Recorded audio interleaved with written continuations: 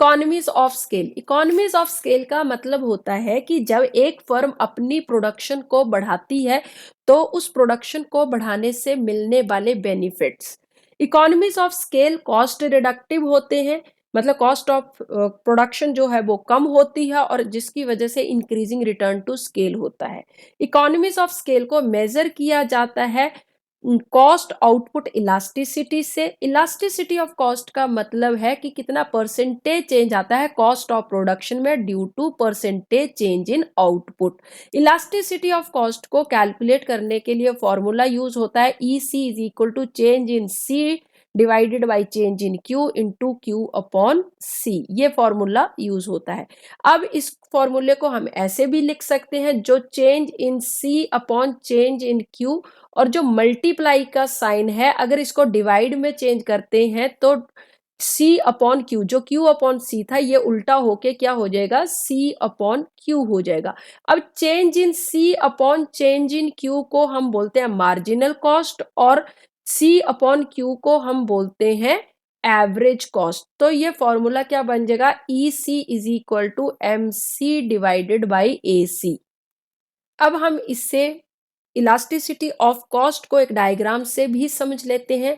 अगर marginal cost और average cost equal होते हैं तो elasticity of cost equal to 1 होती है। इसका मतलब ना तो इकोनॉमीज ऑफ स्केल है ना ही डिसइकोनॉमीज ऑफ स्केल है। तो ये पॉइंट M जो है यहाँ AC इक्वल टू MC है। दूसरा, अगर MC लेस देन AC होता है तो elasticity of cost less than होगी, इसका मतलब इकोनॉमीज ऑफ स्केल। तो ये जो है ये M पॉइंट जो है ये क्या था, ये था EC इक्वल टू 1। अब यहाँ पे लेफ्ट हैंड साइड की तरफ जाएंगे तो ये वाला जो एरिया है लेफ्ट हैंड साइड को, यहाँ पे MC जो है क्या है, लेस देन AC है और यहाँ पे इलास्टिसिटी ऑफ कॉस्ट क्या है, लेस देन 1 है। और यहाँ पे क्या होंगे, इकोनॉमीज ऑफ स्केल होंगे, मतलब बेनिफिट्स होंगे। जैसे जैसे आउटपुट बढ़ेगी वैसे वैसे हमारी जो होगा क्या होगा, बेनिफिट्स फर्म को होंगे। तो इसको कहा जाता है इकोनॉमीज ऑफ स्केल। उसके बाद जो M पॉइंट था यहाँ पे तो ना ही इकोनॉमीज थी ना ही डिसइकोनॉमीज थी। अब उसके बाद अगर MC ग्रेटर देन AC हो जाता है तो यहाँ पे इलास्टिसिटी ऑफ कॉस्ट जो है ग्रेटर देन 1 हो जाएगी और हमें देखने को मिलेंगे डिसइकोनॉमीज ऑफ स्केल। इसका मतलब अगर यहाँ पे M पॉइंट से अगर इस साइड को जाएंगे, राइट हैंड साइड को जाएंगे, तो अगर प्रोडक्शन बढ़ेगी तो इसका मतलब कॉस्ट भी बढ़नी शुरू हो जाएगी, जिसकी वजह से डिसइकोनॉमीज ऑफ स्केल होने शुरू हो जाएंगे। इकोनॉमीज या एडवांटेजेस दो तरह की होती है, internal economies and external economies. Internal economies को फर्म स्पेसिफिक कहा जाता है। इसका मतलब ये होता है कि इंडिविजुअल फर्म को अपनी कॉस्ट ऑफ प्रोडक्शन को कम करने के लिए कुछ एफर्ट करने पड़ते हैं जिसकी वजह से उनको बेनिफिट मिलते हैं, तो उसको कहा जाता है इंटरनल इकोनॉमीज। उसके बाद एक्सटर्नल इकोनॉमीज ये होती है इंडस्ट्री स्पेसिफिक। इंडस्ट्री स्पेसिफिक का मतलब ये होता है कि एक इंडस्ट्री के अंदर बहुत सारी फर्म्स होती हैं जो कि सिमिलर प्रोडक्ट प्रोड्यूस करती हैं।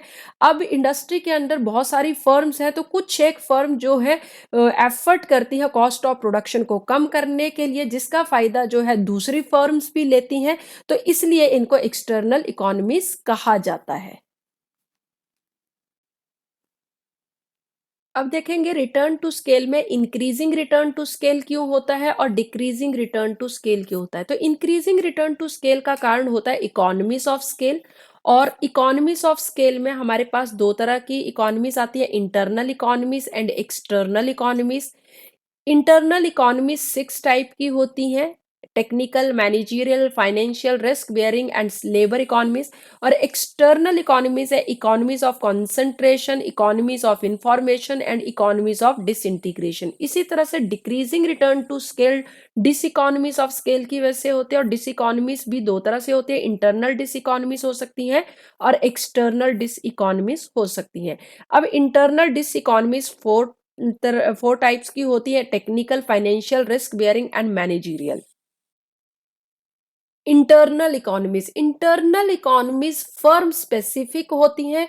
मतलब एक इंडिविजुअल फर्म जब बड़े लेवल पे काम करती है तो वो कॉस्ट ऑफ प्रोडक्शन को कम करने के लिए बहुत सारे एफर्ट करती है, जिसकी वजह से उसको अपने ही काम के एडवांटेज मिलते हैं, अपने एफर्ट्स के एडवांटेज मिलते हैं, जिसको इंटरनल इकोनॉमीज कहा जाता है। इंटरनल इकोनॉमी 6 तरह की होती हैं और ये सिर्फ बड़ी लेवल की फर्म्स को ही मिल पाती हैं। टेक्निकल इकोनॉमीज आती है इसमें। सबसे पहले टेक्निकल इकोनॉमीज इसलिए मिल पाती है एक फर्म को क्योंकि वो बड़े साइज की फर्म है। टेक्निकल इकोनॉमीज सिर्फ पॉसिबल होती है इंडस्ट्रीज में, एग्रीकल्चर, माइनिंग और भी बहुत सारे ऑक्यूपेशंस होते हैं जहां पे टेक्निकल इकोनॉमीज जो है पॉसिबल हो पाती है। टेक्निकल इकोनॉमीज को डिवाइड कर दिया जाता है सुपीरियर टेक्निक्स में, इकोनॉमीज ऑफ सुपीरियर टेक्निक्स। जब एक बड़ी फर्म बड़ी बड़ी मशीनरीज को लगाती है और अच्छी मशीनरीज को यूज करती है प्रोडक्शन के लिए, तो उनकी कॉस्ट ऑफ प्रोडक्शन जो है वो कम होती है, जिसके उसको एडवांटेज मिलते हैं। इन इकोनॉमीज ऑफ इंक्रीज डायमेंशन, इसका मतलब एक बड़ी फर्म जो है अपने प्रोडक्ट के डायमेंशंस को इंक्रीज कर देती है, जिसके उसको फायदे मिलते हैं। इन इकोनॉमीज ऑफ लिंक्ड प्रोसेसेस, इसका मतलब कई बार क्या होता है, जो बड़ी बड़ी फर्म जो होती है प्रोडक्शन करती है तो कुछ एक प्रोडक्ट जो है बहुत सारी स्टेजेस से होके गुजरते हैं। कुछ एक प्रोसेसेस जो होती है उनको ये क्या कर देते हैं, इंटीग्रेट कर देते हैं, जिसकी वजह से क्या होता है, कॉस्ट ऑफ प्रोडक्शन कम हो जाती है और उसके उस बड़ी फर्म को फायदे मिलने शुरू हो जाते हैं। उसके बाद आती है मैनेजरियल इकोनॉमीज। बड़ी बड़ी फर्म जो होती है हर काम के लिए एक अलग डिपार्टमेंट बना देती है, जैसे प्रोडक्शन डिपार्टमेंट अलग हो गया, सेल्स डिपार्टमेंट अलग हो गया, फाइनेंस का डिपार्टमेंट अलग हो गया, और हर डिपार्टमेंट के लिए एक स्पेशलाइज्ड मैनेजर रख देती है। अब जो मैनेजर है बार बार उन्हीं काम को करेगा, उसको रिस्पॉन्सिबिलिटी होगी तो वो ध्यान से काम करेगा, जिसकी वजह से उसका स्पेशलाइजेशन बढ़ेगा और कॉस्ट ऑफ प्रोडक्शन जो है वो कम होती चलेगी और उसके उस फर्म को फायदे मिलेंगे। उस इसमें एक आता है mechanisation of managerial function. Mechanisation of managerial function का मतलब जो बड़ी बड़ी फर्म्स होती हैं वो अच्छी मशीनरीज को यूज करती हैं, जैसे टेलिक्स मशीन्स होती हैं, टेलीविजन स्क्रीन, कंप्यूटर्स वगैरह होते हैं। इनके इसकी वजह से डिसीजन मेकिंग अच्छी हो पाती है, टाइम सेव होता है, काम में एक्यूरेसी आती है, जिसकी वजह से उस फर्म को जो है बहुत सारी एडवांटेजेस मिलती हैं। अब नेक्स्ट आती है मार्केटिंग और कॉमर्शियल इकोनॉमीज। मार्केटिंग या कॉमर्शियल इकोनॉमीज एक फर्म को तब मिलती है जब वो रॉ मटेरियल को कम प्राइस पे खरीदती है, उनसे फिनिश्ड प्रोडक्ट बनाती है और उस फिनिश्ड प्रोडक्ट को जो है हायर प्राइसेस पे सेल करती है। तो मार्केटिंग इकोनॉमीज राइज होती है इकोनॉमीज ऑफ परचेज और इकोनॉमीज ऑफ स्केल की वजह से। इकोनॉमीज ऑफ परचेज क्योंकि एक बड़ी फर्म है तो वो बल्क में मटेरियल लेगी और जितना बल्क में मटेरियल लेगी उसको जो है परचेज जो है कम प्राइस पे मिल जाएंगे रॉ मटेरियल, और जिसकी वजह से उसकी कॉस्ट ऑफ प्रोडक्शन जो है वो कम हो जाएगी। इसकी वजह से इकोनॉमीज ऑफ परचेज उसके लिए पॉसिबल हो पाएगा। इसी तरह से इकोनॉमीज ऑफ स्केल होता है, जब एक बड़ी फर्म होती है तो बड़े बड़े होलसेलर रिटेलर के साथ वो जो है डील कर लेती है और उसकी वजह से उसको जो है बहुत सारे फायदे मिलते हैं। उसके बाद आती है फाइनेंशियल इकोनॉमीज। फाइनेंशियल इकोनॉमीज भी बड़ी फर्म को तब मिलती है क्योंकि एक बहुत बड़ी फर्म है, उनकी रेपुटेशन होती है तो उनको लोन वगैरह इजीली मिल जाता है, चीप रेट पे लोन मिल जाते हैं। उनके लिए बहुत सारे प्राइवेट सोर्सेज भी होते हैं फाइनेंस लेने के, और बैंक भी ओवरड्राफ्ट की फैसिलिटी ज्यादा से ज्यादा देता है बड़ी बड़ी फर्म्स को, जिसकी वजह से उनकी जो प्रोडक्शन है वो कॉन्टिन्यूसली चलती रहती है और उनके भी उस चीज को बहुत सारे फायदे मिलते हैं। उसके बाद आती है risk wearing economies. Risk bearing economies जब कोई बहुत बड़ी फर्म होती है तो वो रिस्क लेने से डरती नहीं, और जितना ज्यादा रिस्क होगा उतने ही ज्यादा फायदे होंगे।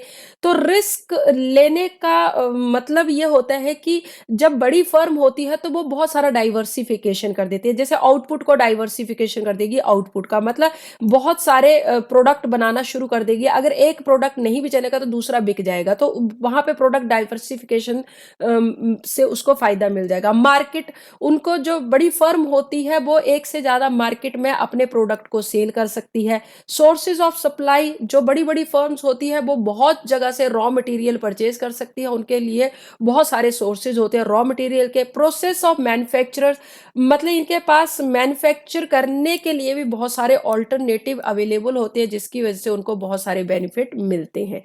अब लेबर इकोनॉमीज़ जो बड़ी-बड़ी फर्म्स होती हैं वो हर काम के लिए अलग तरह की लेबर रखती है और जब एक लेबर जो होती है बार-बार एक ही काम को करेगी, तो वो उस काम में स्पेशलाइज़ेशन हो जाएगा। तो डिवीज़न ऑफ लेबर का भी बहुत बड़ा फ़ायदा मिलता है बड़ी-बड़ी फर्म्स को, जिसकी वजह से जब एक ही वर्कर एक ही काम को बार-बार करेगा और उसका स्पेशलाइज़ेशन होगा तो उसकी वजह से कॉस्ट ऑफ प्रोडक्शन कम होती चलेगी, जितनी प्रोडक्शन बढ़ेगी कॉस्ट ऑफ प्रोडक्शन कम होती चलेगी, तो उसके भी ये जो है फ़ायदे मिलेंगे बड़ी फर्म को, तो इसको कहा जाता है labour economies.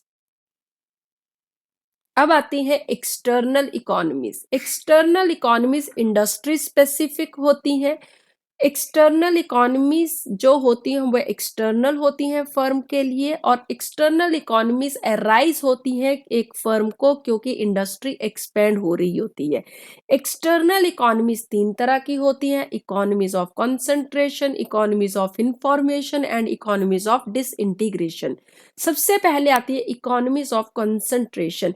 Economies of concentration इसलिए अराइज़ होती हैं क्योंकि इंडस्ट्री के अंडर जो भी फर्म्स आती हैं, वो सारी की सारी फर्म जो होती है वो सिमिलर प्रोडक्ट बना रही होती है और वो एक ही पर्टिकुलर एरिया में अपने आप को कंसंट्रेट कर लेती है मतलब एक ही पर्टिकुलर एरिया में जो है वो सारी की सारी फर्म जो है सेटअप हो जाती हैं जिसकी वजह से बहुत सारे फायदे मिलते हैं इन फर्म्स को जैसे कि लेबर का फ़ायदा मतलब लेबर जो है ईज़िली अवेलेबल होती है, लेबर सारी की सारी स्किल्ड होती है उस एरिया में।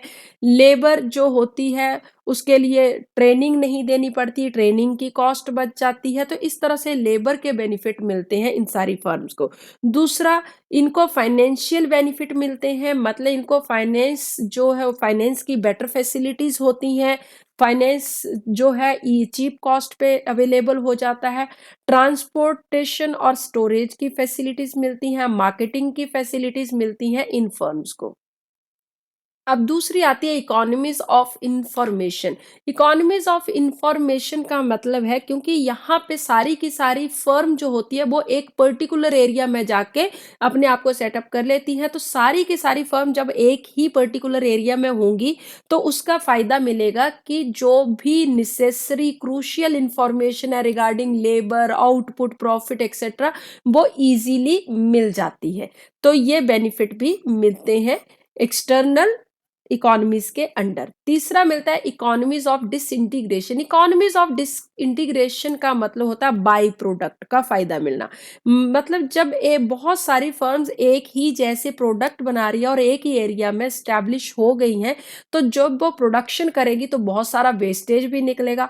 अब इन वेस्टेज का जो है बहुत सारा क्योंकि वेस्टेज होगा तो इस वेस्टेज का कुछ एक फर्म यूज़ करेंगी और एक नया प्रोडक्ट बना देंगी जिसको कहा जाएगा बाय प्रोडक्ट और ये बाय प्रोडक्ट किसी भी रूप में हो सकता है जैसे फॉर एग्जांपल कॉम्ब बन सकते हैं, बटन, नाइफ्स, ग्लू एक्सेट्रा तो ये सारे के सारे वेस्टेज से बनते हैं और ये होते हैं बाय प्रोडक्ट तो ये भी एक्सटर्नल इकोनॉमीज के अंडर आता है इकोनॉमीज ऑफ डिसइंटीग्रेशन।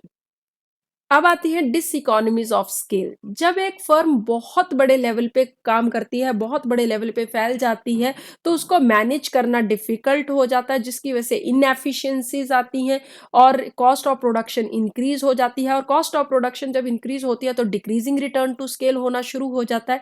अब ये डिसइकोनॉमी जो होती है 2 तरह की होती है, एक इंटरनल डिसइकोनॉमीज होती है और एक एक्सटर्नल डिसइकोनॉमीज होती है।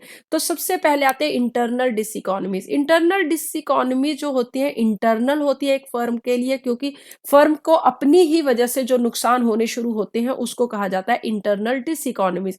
इंटरनल डिसइकोनॉमी 4 तरह की होती है, technical, financial, risk and managerial diseconomies. अब सबसे पहले आती है टेक्निकल डिसइकोनॉमीज। टेक्निकल डिसइकोनॉमीज तब अराइज होती हैं जब एक फर्म जो है अपनी प्रोडक्शन ऑप्टिमम पॉइंट से ज़्यादा करना शुरू कर देती है। अब प्रोडक्शन जब ऑप्टिमम पॉइंट से ज़्यादा होनी शुरू हो जाएगी तो मेंटेनेंस कॉस्ट बढ़नी शुरू हो जाएगी, रिस्क ऑफ एक्सीडेंट बढ़ जाएगा और बाई चांस एक्सीडेंट हो गया तो उस केस में फर्म को हैवी लॉसेस का सामना करना पड़ जाता है। उसके बाद आते हैं फाइनेंशियल डिसइकोनॉमीज। ये डिसइकोनॉमीज तब अराइज होती है जब बड़ी बड़ी फर्म जो है ज़्यादा से ज़्यादा लोन ले लेती हैं। अब उन लोन के ऊपर ज़्यादा से ज़्यादा इंटरेस्ट भी देना पड़ता है और इसकी वजह से उनके कई बार डेट क्राइसिस होने शुरू हो जाते हैं और उनको जो है अपनी क्रेडिट वर्दीनेस को भी प्रूव करना पड़ता है, जिसके लिए उनके ऊपर ज़्यादा से ज़्यादा प्रेशर आ जाता है कि अपनी क्रेडिट वर्दीनेस को प्रूव करो।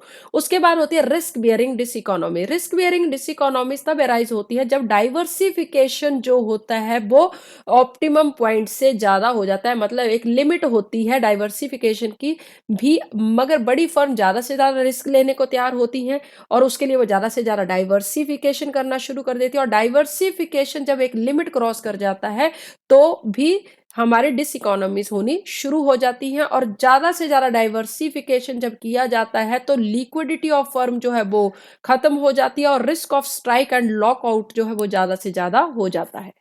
अब आ जाती है नेक्स्ट मैनेजरियल डिसइकोनॉमीज। ये डिसइकोनॉमीज तब अराइज होती हैं जब manager is overburdened with output exceeding optimum level. जब मैनेजर ओवरबर्डन हो जाएगा तो उसको प्रॉब्लम आएगी कंट्रोल करने की, कोऑर्डिनेट करने की। As a result managerial inefficiency increases and managerial problems occur. External diseconomies. External diseconomies arise होती हैं इंडस्ट्री के एक्सपैंड होने की वजह से। एक्सटर्नल डिसइकोनॉमीज एक्सटर्नल कॉस्ट होती है और उसके स्पिल ओवर इफेक्ट होते हैं। जैसे कि अगर एक फर्म अपनी आउटपुट को बढ़ाती है तो उसकी वजह से पोल्यूशन बढ़ेगा और जो दूसरी फर्म जो है उनको भी अपना वेस्ट मटेरियल डिस्पोज करने के लिए जो है कॉस्ट इंक्रीज हो जाएगी उनकी।